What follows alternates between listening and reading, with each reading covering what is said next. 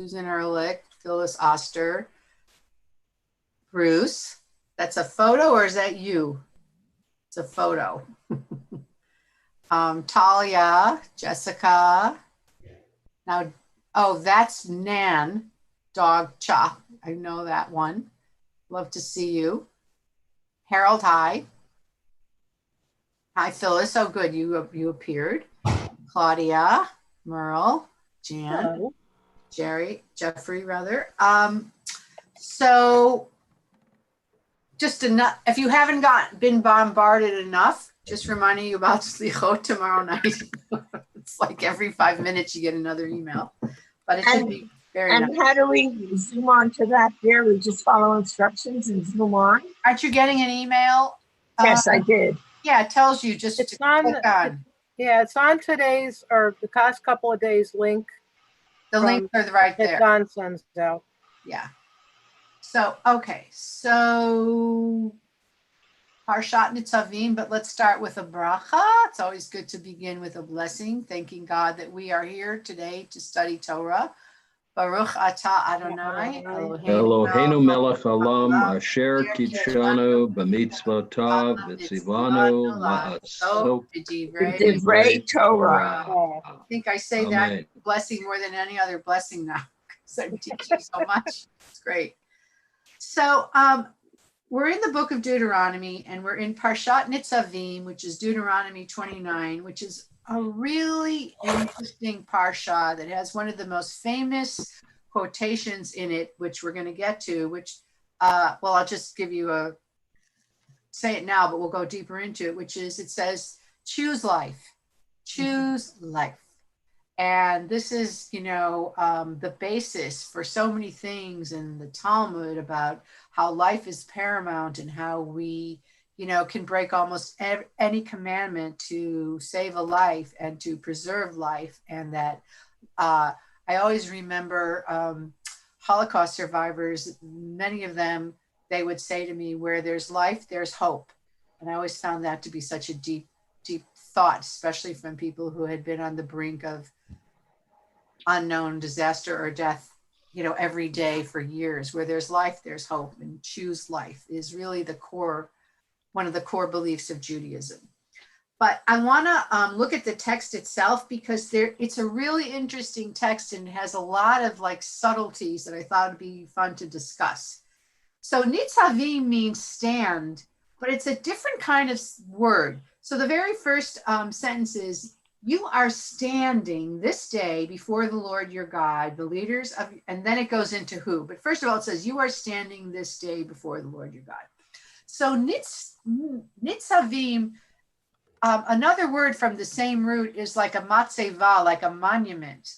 It's like you're standing at attention, you're standing at alert, you're standing tall, you're standing strong. So it's like, why do you think, suddenly it's like, why standing? All the times that Moses has been talking to the Jewish people, he's been giving them all these reminders and reviewing everything. Never before did he say, you're standing this day. So I want you to think about that as we go a little further into this. And then I'm going to come back to that question. Because who's standing? And I have never seen this detail before when talking about who he's talking to. He says, you're standing before the Lord your God, the leaders of your tribes, your elders and the officers, every man in Israel, your young children, your women, and your convert who is within your camp, both your woodcutters and your water drawers. So basically, everybody from the highest strata of society to the lowest strata, you're all standing. So what does this imply to you? What are we getting from this? That everybody is supposed to stand at this moment. What do you think? Well, standing, first of all, everybody is a community, everyone within this community, and standing is like standing at attention. And there's a certain respect and also awareness and vigilance. We stand when we pledge the allegiance. We stand when we sing Songs of America, and it just implies a rigor of attention and commitment. Right. I agree with you. But yes, Merle. That we're all yes to what Susan said, but also that we're all in this together. We're all in this together. There's no delineation as to where somebody is on this strata. For this particular thing that he's going to talk about. Exactly. But also I think about the movie Spartacus, where everybody suddenly stood up and said, I am Spartacus, I am Spartacus. When you stand, you're also taking a stand. You know what I mean? And so whatever you agree to, it's a more profound commitment, it seems, when you stand. Like Susan said, you're pledging the allegiance, whatever you stand in respect, but also it's a deeper commitment, really, to whatever Moses is about to tell them. And so he probably said, everyone, please rise. And they didn't know why. And he said, please rise, because what I'm about to tell you, I need you to really hear and really commit to and stand for it in a way. Does someone want to say, Talia, did you want to say something? No, is my hand raised? It was a moment ago, but okay, no. Miriam. I just wanted to reiterate whatever you said and the others said, which was all correct and right.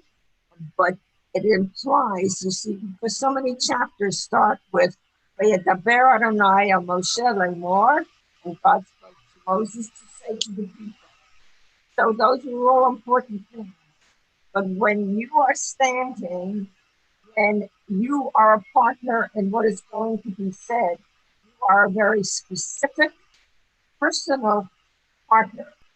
And therefore you're taking upon yourself in a personal way what is about to be said, in contrast to all the other things. I agree. Exactly. So, okay. So what is he going to say?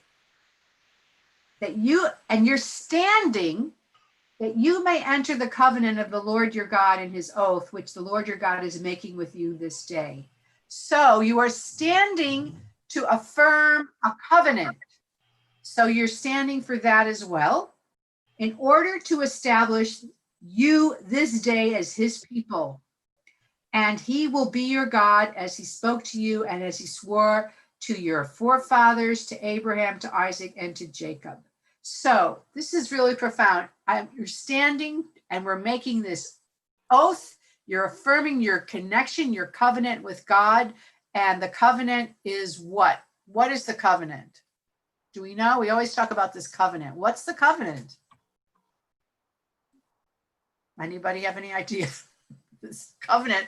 And you know, the word brit is covenant. The bris is a symbol of the covenant in the man, that lovely surgical moment for a child.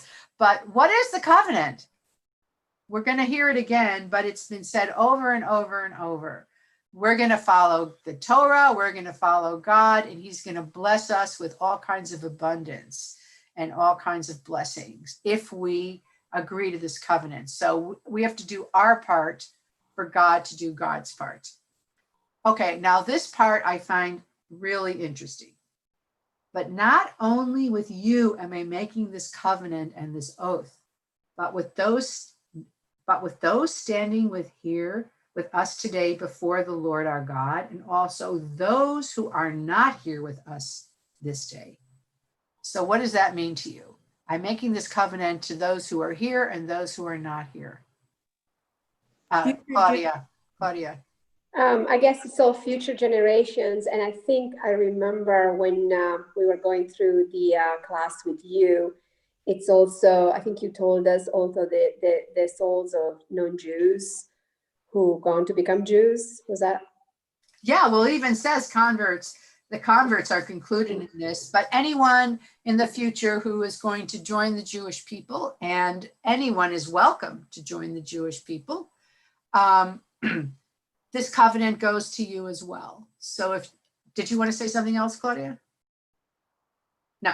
Okay. So I love this idea that this goes down through the generations, and that these ancient Israelites, everyone and there's no hierarchy, there's no caste system there, and even the women are included in this. Children, everybody. Yeah, I know. Everybody, the poorest of the poor, it doesn't matter, because everyone is equal in terms of their holy potential and reaping the blessings and the reward. You could even consider it to all those who have died, because the promise at the end is that they will be redeemed in and of themselves, even though they are dead. You can talk about that, or the souls. I mean, it could be on a spiritual level, those who are here and those in the next world who fulfilled the covenant. Yes. So everybody is going to be in this covenant, and never before, I haven't seen it in the Torah where they go to such detail to mention every single person, so that you couldn't say, well, you weren't included. Well, God didn't mean you. There's no one left out, basically, in this. And, it's sort of, if you were, some of you were in our discussion on Wednesday about Yom Kippur, when you say all sinners are welcome to come to Yom Kippur and be forgiven. So sinners, it doesn't matter your status, you have an opportunity to be part of the covenant if you agree to do your part. So I think that's very profound. And then it sort of reviews, and it's interesting how many times in the Book of Deuteronomy there's these repetitions as a way to like remind you again and again, because human nature. And also last week I did a little drosh for the Torah portion. Moses said the first thing you should do when you enter the land is put up these big stones, plaster them, and write the Torah on them and put them in the land. So it's like ancient billboards of the Torah all over the land, because there's this idea you're going to forget, and you need to be reminded, especially when things are going well, you tend to forget. And so, they have all these plans to remind you that this is all blessings from God, and that you need to do your part to maintain these blessings. Okay, so then it says, you know how we dwelled in the land of Egypt, and how we passed among the nations through which you passed. So, we came from slavery, from poverty, from degradation, insult, no freedom at all. And you saw the different countries or nations, tribes that we went through getting to this point. Because remember, they're on the border, about to enter the land. This is all happening on the border. And you saw their abominations and their repugnant idols, of wood and stone, silver and gold, which were with them. There's these abominations they don't really talk about. The only one that we know for sure, well, we know a few. Does anybody know about ancient religion and what abominations this might be referring to? Does anyone? I mean, the ones that I know, like child sacrifice, and sacred prostitution. Sorry, I have to have some water. Sacred prostitution, where that was part of their religion. Jeff, did you want to say something? I was just going to list a few things, and so far you've covered them, but idol worship is, something that you can expand on even in the psychology of today, money, avarice, and all those things. But it involved the sacrifices, as you said, of children. It involved the abuse,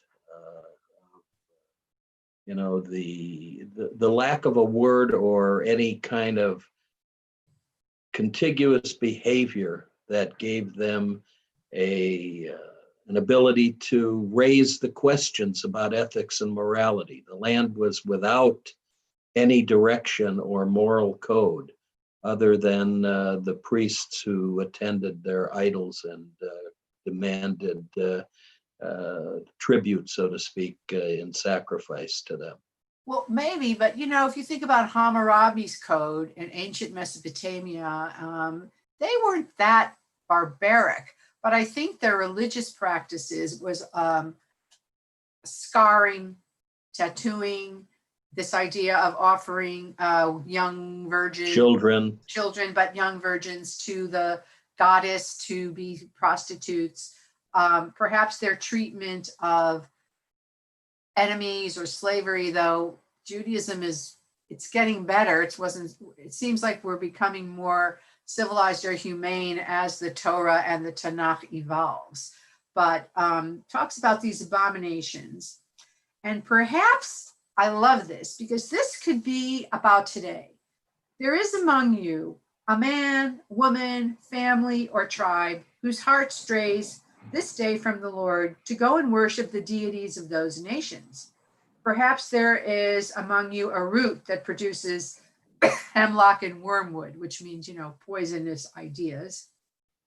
And it will be when this person hears the words of this oath that he will bless himself in his heart, saying, well, I will have peace even if I follow my heart's desires. In other words, I'll promise, but in my heart, or I'll still do what I want. And it's this whole idea of, and psychologically, why do we always think we are different from everyone else? Why do we think, sorry, I was just talking for like an hour and a half straight. Why do we think that we don't have to follow the rules, that they don't apply to us and they apply to everyone else is really what this is saying. And psychologically, we do think that, or we think, we're civilized, but certainly in war, how we dehumanize other people, or we think this applies to us. But even in this country right now, there's such a fracturing that we view some people different from us with different belief systems with a lot of contempt and scorn and less respect.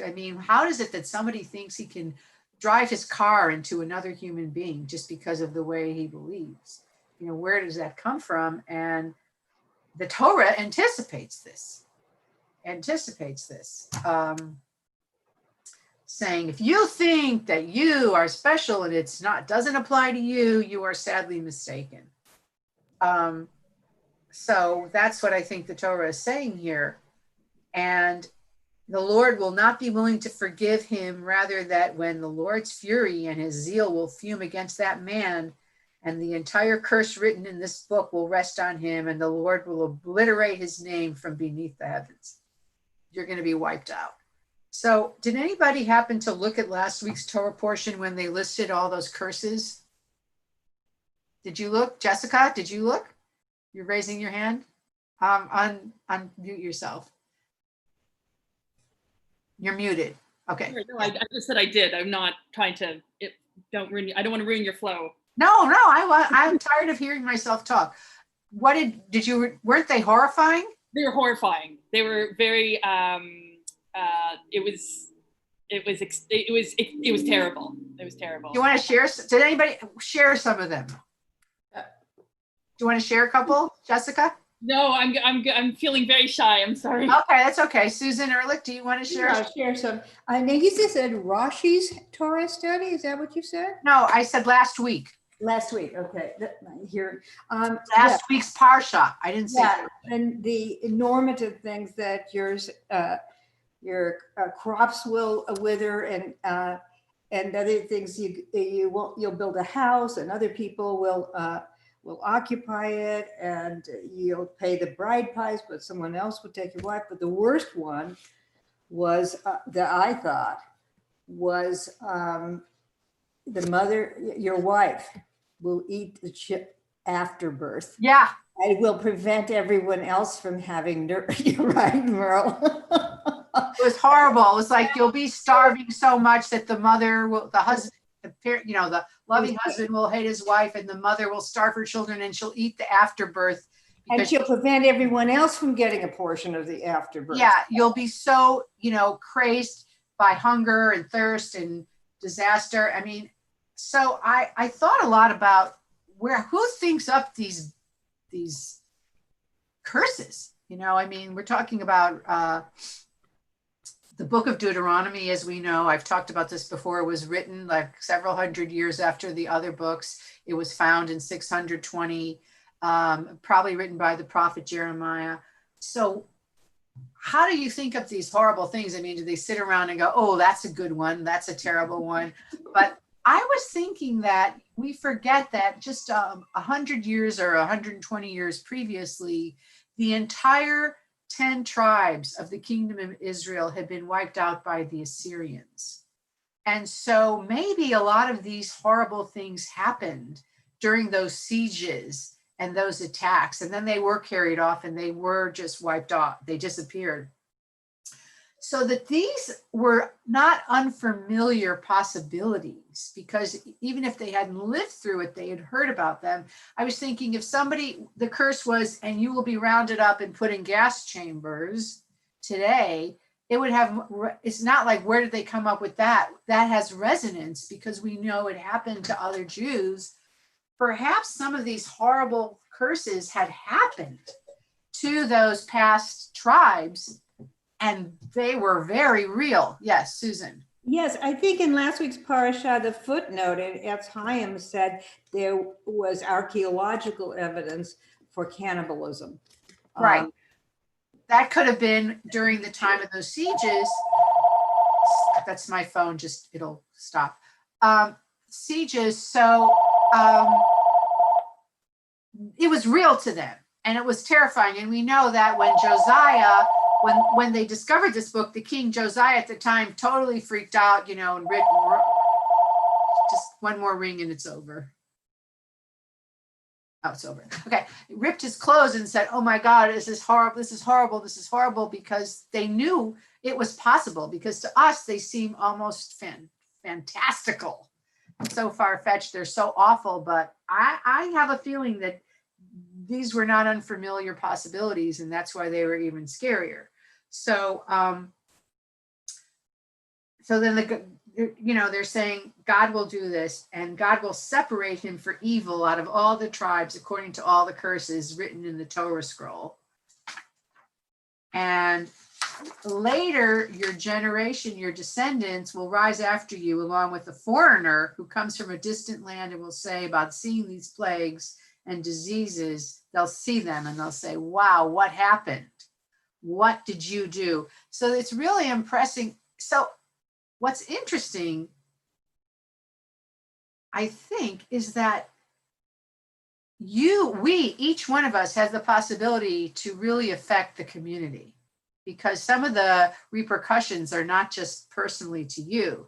They'll say sulfur and salt have burned up this entire land. It cannot be sown, nor can it grow anything. Not even any grass will sprout upon it. It's like the overturning of Sodom and Gomorrah, Admah and Zeboim, which the Lord overturned in his fury and his rage. Okay, how do we feel about God's rage? I don't love it. How do we feel about God's rage? And don't forget, this is written by people, but even so, yes, Talia. Yeah, that's what I so miss our women's Torah study, because we would address it from like a woman's perspective. That whole idea of, you know, that there's men writing this, and that, you know, the afterbirth, we know now many women in many cultures actually eat that, or, you know, turn it into capsules because it's good for the body, supposedly. So, but that whole idea of all of the things that freak men out, and to clump it in there, I find to be, you know, not coming from a place of wisdom. Because I mean, to threaten that women will be, and people will be so hungry that they will eat their own children, but to include the afterbirth starts to make me think that this is just men's warnings, you know, of trying to instill fear to get people to follow the writings, or to keep society together through fear as opposed to faith. So that's why I'm not a fan, because it's like, it's either fear or faith, right? And so anything that is doing these things about like, be afraid, this might happen, isn't really coming from God's true heart. It sounds like that's men trying to manipulate and control. Interesting. Any other comments on what Talia said or the original question? Well, I don't think it's just a men thing. I mean, these are curses against, if written by men, it's also against men too. So I don't see it as a sexist thing at all. I think it's, remember, this is an infantile society moralistically. And as you treat young children, there's the carrot and the stick. Now, usually the carrot is more effective. Educators have understood, and I have understood. But there's also the stick. You know, if you disobey this, and sticks for kids running in the street, you know, I'm going to really punish you if you do that. So I think it's pretty natural, and I don't see it as an anti-woman thing. So. Okay, I think Talia was just referring to the afterbirth phrase as the that's a pretty gruesome thing, and they didn't put it in capsules to the placenta. No, but I know what you're saying. But I hear what Talia is saying. But does rage and fear work? Is it effective? Well, apparently it wasn't totally because they kept on disobeying. So, and then, you know, I mean, that's the whole thing of theodicy. Why do bad things happen to good people? And, you know, I was, not me, but one could say, I was, you know, I did everything by the rule, and look at, I still got cancer, or I still was killed. And likewise, you see a lot of bad people getting rewards. So the way you justify this seems to be Deuteronomy. How did these bad things happen to the dead generations before us, those who were exiled?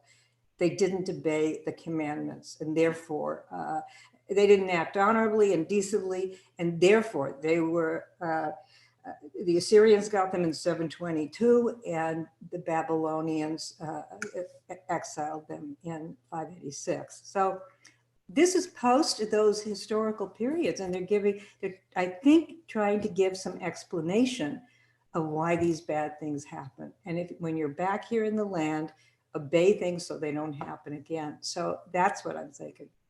I think you're right, but I want to ask, does fear work to keep people in line? Jessica. Sorry, I also just wanted to add, I really agree with Talia, what Talia just said. I think it was a really important point, and I thought it was valuable to address it that way. And when I'm reading this, what stuck out to me was the word rage, when you've been talking. Right.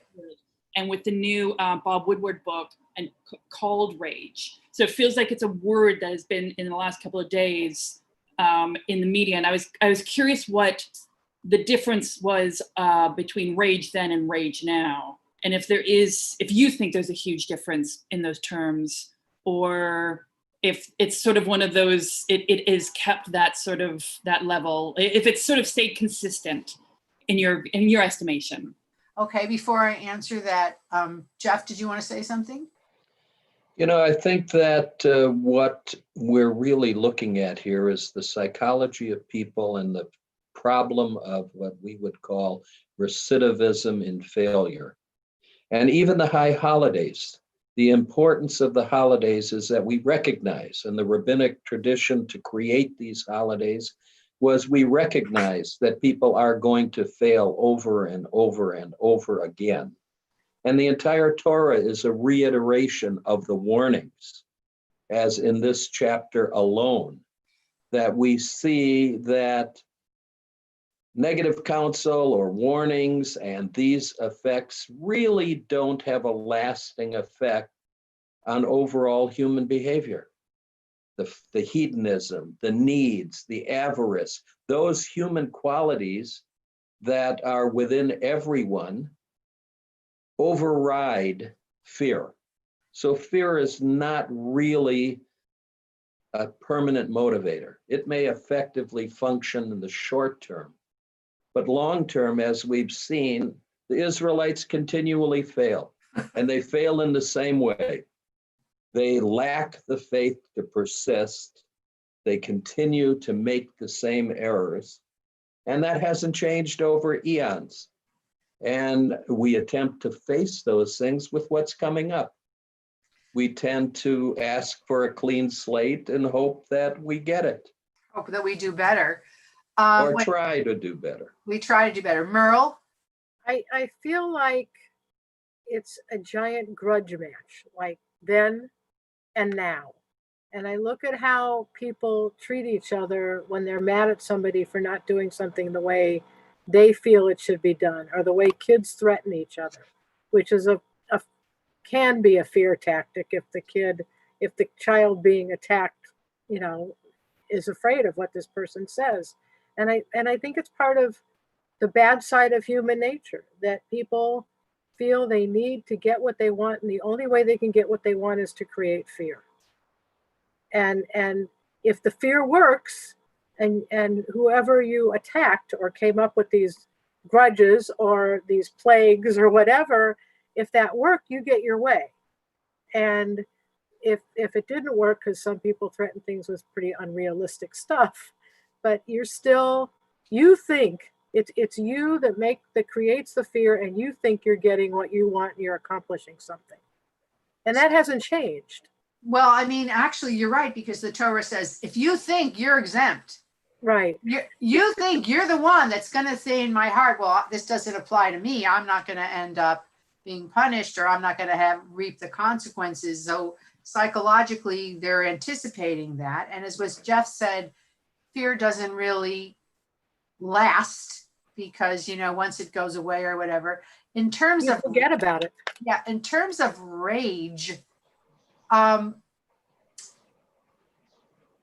what I think, psychologically in the ancient world, that anytime really some disaster or tragedy happened to you, you attributed it to God being mad at you. And I remember even as a kid, my father would say, oh, God's going to punish you for that. You know what I mean? Like as a control or a disciplinary thing. So I think it's like the event creates this idea of rage. God must really be mad at me, because there's this idea, if God is fair and just and something bad happens to me, then God must be mad, or I'm being punished. Or was the Holocaust God's rage against the Jewish people? We would hope not. We would hope that was the evil of humanity. And the thing that was so amazing in the camps for many Jews, I don't know how many Jews, is they continued to believe, they continued to try to remain Jewish, they continued to hold on to their humanity, because they believed that was the way to live. You know what I mean? And so, I mean, I don't think it's the same kind of rage, because I think we justify things sometimes by saying it's God's rage, when perhaps it isn't. Perhaps it's evil, or just life. We don't really know. I mean, we don't know. I mean, the Kabbalists will say that, everything has a reason. The Hasidim will say everything has a reason. You may not know it, but it's all for a reason. And a lot of times it turns out there is a reason, but a lot of times we feel like there was no reason for that. And it's really hard. And we struggle with that. And that's why the word Israel means struggle with God, because we struggle and we have problems with it. But there's this wonderful, I may have mentioned this book by Isaac Bashevis Singer. It's called The Family Muscat. And he wrote it, it takes place in the 19th century. And it's about this Hasidic guy who leaves, he doesn't believe in it. He goes into the city and he does every sin possible. He has affairs and he becomes debauched, and then he becomes, he tries every way of life possible, looking for some kind of fulfillment. And in the end, he marries a woman who he abandons, whatever, but they have a child. And at the very last page of the book, he takes his son back to the Hasidic village to be raised by his father, because he feels, after looking at everything else, this was the most pure and the most beautiful way to live your life. After, rejecting it. That was Isaac Bashevis. It's a novel, but it Thank you very much, Susan. You just ruined it for me. I'm reading the book. Oh, it doesn't matter. That's the least of it. I'm sorry. That's the least of it. But Look at the bright side. You don't have to finish the book. No, I mean, you know what? It doesn't matter. Sometimes I have to read the end before I can go on. I'm kidding. I'm going to stick with it. It's wonderful. It's amazing, right? It's an amazing book. Amazing book. If you haven't read Isaac Bashevis Singer, but this idea that, and he wasn't religious, Isaac Bashevis Singer, but he came from a Hasidic background. His father had a court in Poland. He was a Rebbe of a court. He wrote a little memoir called In My Father's Court, which is about his childhood living in the Hasidic court in Warsaw. So, and he became a famous, secular novelist and, emigrated to the United States. But in the end, that was the most beautiful way. And I think that's the gift of Judaism, the kindness, the civility, the striving to be better, the acknowledging that we're flawed, and we do need Rosh Hashanah and Yom Kippur every year, as Jeff said, but as I've also reminded you that in the Midrash, Teshuvah was created right next to the Torah before the whole world was created. The Midrash says there were several things that were created before the world: the Torah, Israel, the Messiah, Teshuvah. So before people were even created in Jewish vision, we were flawed. we were gonna fail, but there's always redemption, and that's so comforting. It's so comforting. In Proverbs, Rabbi, the entire creation that God developed was not his idea. It was given to him by wisdom.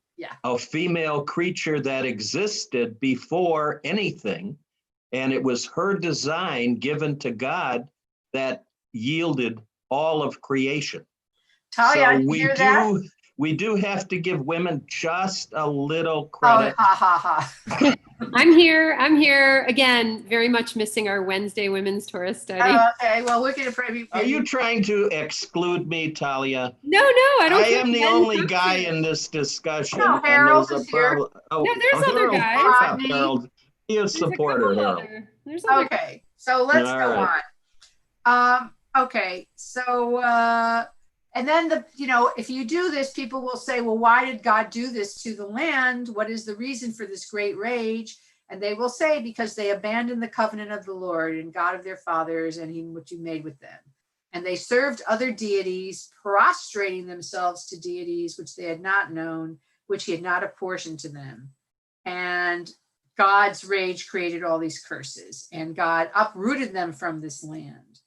The diaspora is so interesting. If you look at this Torah, and the uprooting also is from, the Syrian invasion and the 10 tribes. They were uprooted and taken away. The hidden things belong to the Lord. Listen to this. So suddenly there's Kabbalah in this chapter. The hidden things, this is verse 28, if you're following. The hidden things belong to the Lord our God, but the revealed things apply to us and to our children forever. And we must fulfill all the words of the Torah. So what are the hidden things and what are the revealed things in your opinion? What are the hidden things and what are the revealed things? Come on, have an opinion. Somebody. Who will live and who will die, I guess, is a hidden thing. I'm thinking about it now because of the high holidays. Isn't that one thing? Hidden thing is who will live and who will die. And who will be by fire and who will be by the litany in the high holidays. That could be. Okay. Anybody else have an idea what the hidden things could be? The hidden things belong to God. The revealed things belong to us. Sins, too, that are committed in private. The guy who embezzles, the guy and doesn't think he's going to get caught. The first question one is asked when one goes to heaven is, were you honest in your business dealing? I know, that's right. Any other ideas of what hidden things, Claudia? Well, it goes back to that paragraph before about people abiding by the covenant in words, but not in their hearts, maybe. Oh, yes, or thinking that things don't, or yes, okay. Anything else, Miriam? Such a good question. I've never had it put to us before. I'm speaking for everyone, but it's such a good question. What are the hidden things and what are the revealed? Because we're not sure, and it's not that clear that this is hidden and this is revealed. But surely at the time of Yom Kippur is when we should give it a lot of thought, because we are to be sealed in the book of life. And then the Elah, the doors are locked, the gates are locked. Therefore, what can we do with our inner selves? What is asked of us? And I think it is asked of us at that time to be a better self than we were. That's a hidden request. Of course, it should be every day, but we don't do that every day. Happy birthday should be every day too, but they're not. So we are given this very finite, very specific time in our lives. We must take it very seriously. And of course, as we get older, we know how to do that. Children don't. And we must therefore not enter the new year, if possible, with some of those old, hidden, I don't know what to call them, maybe habits, those old hidden things that we did in the past. They were not positive. They were not positive for us, yet we continued to do them. They were not positive for the people around us that we affected, yet we continued to do them. And we can even name them if we have. Okay. I'm not naming them now, but if we had to, we could. Okay, so this is a time to think about the hidden things, but I'm still curious what you think the hidden things are. Talia. So I think what I have, okay, so I think it would be that people, like, remember the justice? Yes. That there's different perspectives on it, depends on the time, it depends on, so maybe the hidden things are, seeking truth, but there's different truths for different people. So the unknown, it's the things that we can't answer, and to trust that God's got it and that we don't have to figure it out, that we don't have to know everything in order to trust God, that there are some things we can leave for God to hold and carry out, and that we just do the best we can. But I mean, I guess it's the whole idea of Judaism where we question, we're encouraged to question, and we're encouraged to have discussions and debate. But like some of it is just beyond our ability to know. Okay. Anybody else have an idea what hidden things, Jeff?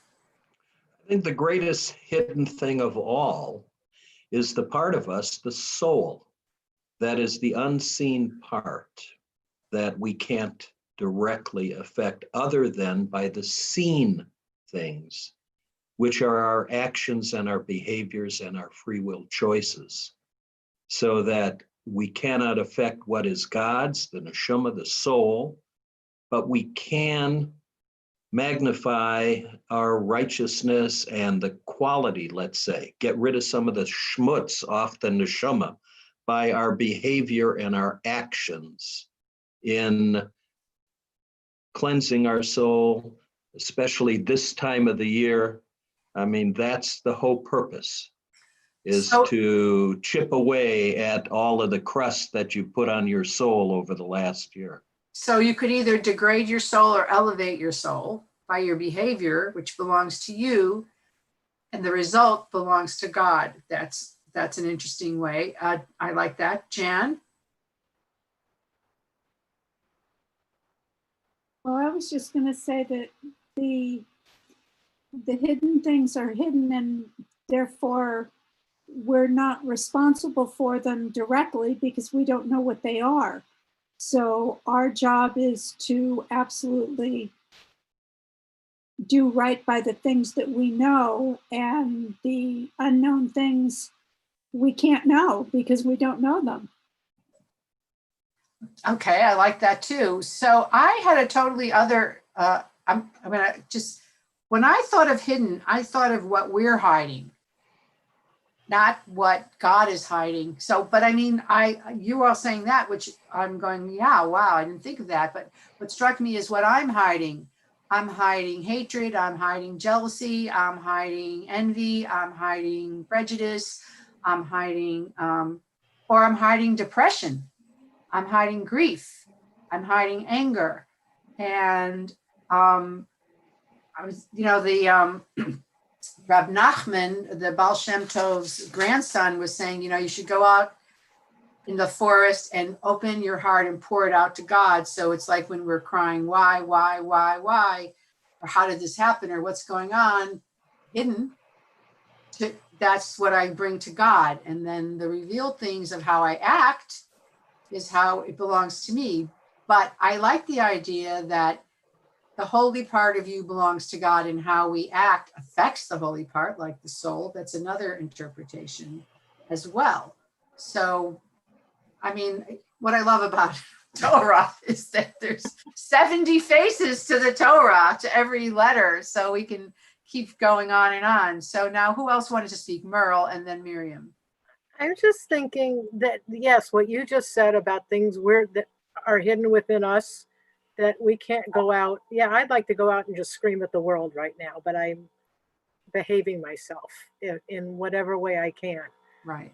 But I also think that when you're working with people in general, whether you're a doctor, lawyer, social worker, whatever, teacher, whatever, you don't see these hidden things until somebody does something that totally blows you away, whether it's good, bad, or indifferent.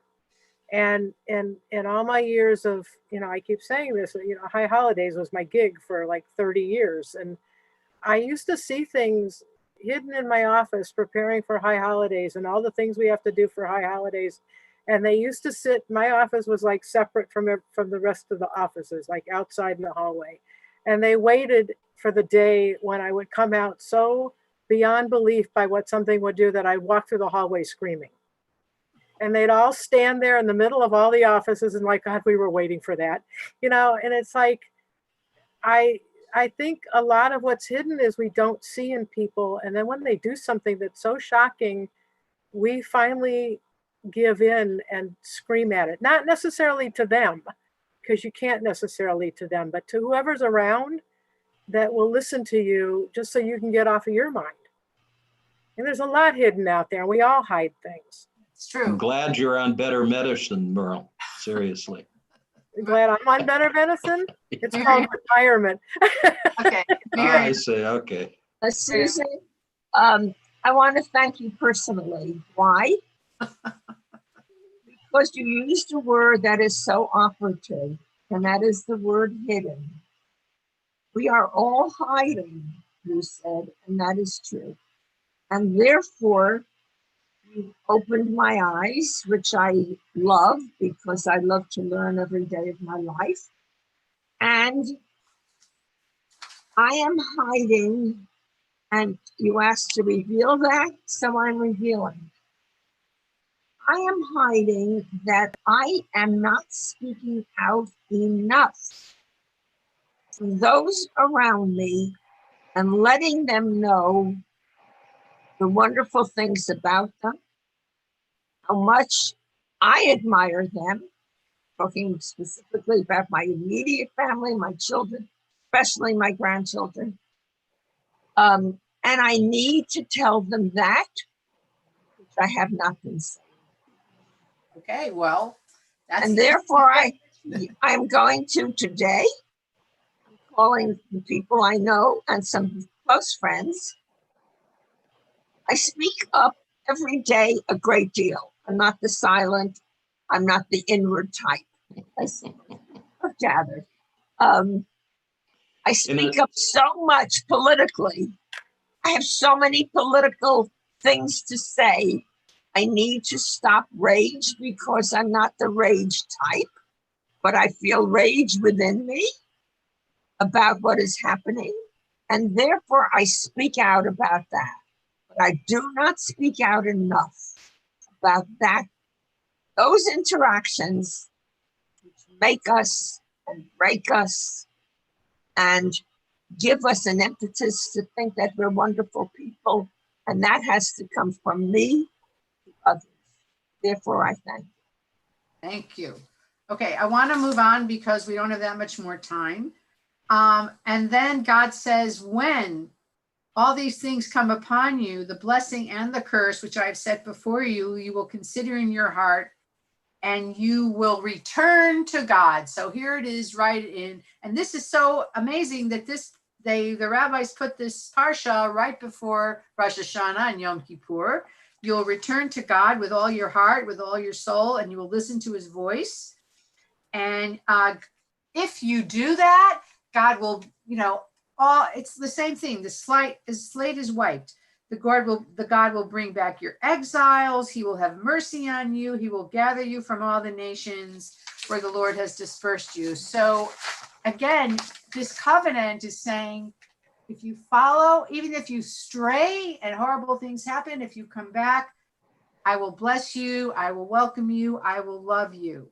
And I wish we had more time because I love this when it says, and the Lord your God will bring you to the land which your forefathers possessed, and you will take possession, and he will do good for you, and he will make you more numerous. And he talks about it being the land of milk and honey over and over again. As you've been reading these passages about Israel, how has it made you feel about the land of Israel? Has it affected you in any way emotionally to listen to these beautiful promises about this land with your figs and vines and pomegranates and milk and honey and grasses and beauty and all? It's in a lot of detail what this beautiful land will be. And it's for us, and God promised to us, and we're going to live there. Does it make you feel anything about Israel today differently? I'm curious, or not. I think this passage is one of the most beautiful in the Torah, and it is a passage used for Israel bonds, and I mean it's so prophetic for after the Holocaust.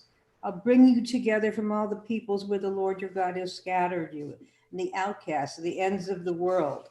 From there the Lord will gather you. They talked about the ingathering of the exiles with the creation of Israel. From there he'll fetch you, and the Lord will. Which really happened because there were refugees from all over, not just from, Europe, but right. Most people don't realize that after the 1948 war, Jews were kicked out of Iraq. They were kicked out of Tunisia, Morocco, Egypt. They were all just kicked out, and Ethiopia, of course, we brought them over. So Yemen, that was it. Yemen, when they brought them, so they were Ethiopia too. They smuggled them out of Ethiopia, but it was a decree by the Arab countries then after 48. Right, they were all so. It started, as a child, I was really raised with a love of Israel.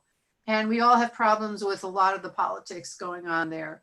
But this just reminded me of that love that I felt for this beautiful land that the Jewish people could find as a haven and a safe place, that it is so, ironically, it wasn't so fertile, but the pioneers made it fertile. They revived the whole country. It's so green now and so beautiful. And it wasn't like that when they moved there in the 1880s was the first Aliyah, I believe. So it's just interesting that it kind of reinforces this love of Israel. Yes, Merle. I'm just thinking that what I see in the beauty of Israel, besides the green and everything else, is that in these days and even now, people are that the people of Israel took these people in. I think that's the beauty, is that they were allowed to come there and become part of this. But it wasn't even a question, is what's right. But it wasn't any. There was nothing. There were no hidden issues. you went there and you were welcome and you're still there, or people are still moving to Israel and they're welcome. That's right. So now I want to go to this commandment. So this is the thing. You'll return to the Lord your God, observe his commandments and his statutes written in the Torah. And when you return to the Lord your God with all your heart and all your soul, for this command which I command you this day is not concealed from you, nor is it far away, nor is it in heaven, that you should say, who can go up to heaven for us and fetch for us, and so that we can fulfill it? Nor is it beyond the sea. So poetic. He's a beautiful writer. That you should say, who will cross the other side of the sea for us and fetch it, that we can fulfill it? Rather, this is very close to you. It is in your mouth and in your heart, so that you can fulfill it. So what does that mean? The Torah is saying, he's saying that the commandments are in your mouth and in your heart. What does that mean? So beautiful image, but what does that mean to you? In your mouth and in your heart. It's not in the heavens. It's not across the sea. It's not so far away. It's right here. It's in your mouth and in your heart. Talia. Yeah, oh, sorry. Talia. Oh, I just think of it that you're responsible for the narrative. So these are the words these are the directions or the instructions or the templates for a good society, but then you need to carry it out by literally like the narrative that is handed out and around and passed down to your kids. Okay. Yes. Anyone else? Susan? Yes, it's saying it's something doable. And you have the power to do it. The commandments I gave you are not that impossible. It's not way out there in the ether. Now, in your heart, I'm going to say the Kabbalah say Hasidim, you're born with a Jewish soul, the neshama, and people who haven't been Jewish or are not Jewish may have a Jewish soul. So that might be the heart. In your heart reference there, but the whole thing, it's not beyond your reach. I mean, these are doable commandments, and you can do it. I agree. I think it's meaning you have the potential. You can do it. It's so close to you. It's really like that. The opposite of rage and fear. It's like, I believe in you. I believe that this is in your heart to do these good things. It's in your mouth to speak these kind words and to say these positive things and to do these prayers and to love and honor, so that I agree with you. It's so interesting. There's the rage and the fear, and then there's this total, you can do it. I believe in you. You have such potential for that. Okay, Jeff. We're talking about a reflection or a synonym for the soul. And in the soul, the purity and the knowledge of Torah and the knowledge of all ethics exists. It's the good intention that we all have within us. And the power of that is needed to overcome the opposite effect within us that exists as well, which is the evil intention. And the opportunity, that tension between these two forces necessitates a free will decision. And it's the basis of that free will decision after this tension and conflict, which gives it value and merit in your life to God. Yes, that's very intellectual, though. I agree with you, but that's a very intellectual view as opposed to just a nurturing parent saying, I know you can do it. I believe in you. It's the tension is in another phrase, but in this particular little phrase, it's like, don't think it's too far. You can do it. You are a good person. This could go for anyone, Jew or non-Jew. The idea that you have the potential to fulfill these beautiful behaviors and bring blessings to everyone around you. I just want to, because we almost have to stop, I just want to go to the last thing, and then it says, behold, I have set before you today life and good, and death and evil. So I command you to love What God. pasuk is that? What pasuk is that, 15. please? Thank It's you. 30, Deuteronomy 30:15. And I don't want to go to all the warnings. This day I'm going to go to 19. This I call upon the heaven and earth as witness that I have said, I set before you life and death, the blessing and the curse. Choose life so that you and your offspring will live and love God and cling to him. So I'm going to, what time is it? All right, we're past, but I just want to ask you, how do you choose life? How do you choose life? What does that mean, choose life? And then we're going to end. And how do you choose life? I'd like to hear from as many of you as possible. Briefly, how do you choose life? What does that mean? Choose life. Choose life. Merle. Okay. The alternative stinks when you think about it. I mean, I've spent my whole life with health issues, but my parents, my rabbis, my grandparents, and everybody else in my life always said, you're going to make this work. And I have. Some days are really crappy and other days are amazing and some days just sort of flow. So, but I don't really think I have an option. I have to be there for my family and myself.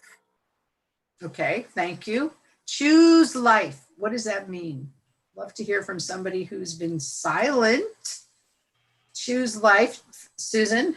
The rest of it, and this isn't mine, it tells you how. By loving the Lord your God. You've got mail. And hold, what? That's Go ahead. Holding fast. So a life that is honorable, choose the right path, seems to be, and actually a will to go on too. I mean, if you're sick or so, do all you can to work with it and try and ameliorate the problems and move forward. So move forward to get out of the sickness, or try and heal it. Look up correct vitamins and stuff. Okay. What else? Before we conclude, do anyone want to say anything about choosing life? Talia? I think it would be to look for the good and to be of service, but not at your own expense, to make sure that you're still enjoying life and to find that maybe through community and service. That's beautiful. Anyone else? Anyone else? Well, I want you to choose life, all of you this week. To me, it means, yes, I think choose the good, choose love, choose, I mean, when we think of to life, l'chaim, it's a meaningful life, a worthwhile life, a life of good deeds and spiritual practice. They say the world depends on three things: on Torah, on avodah, v'gemilut chasadim. So I would go with that. Torah meaning study, learning, growing as a human being.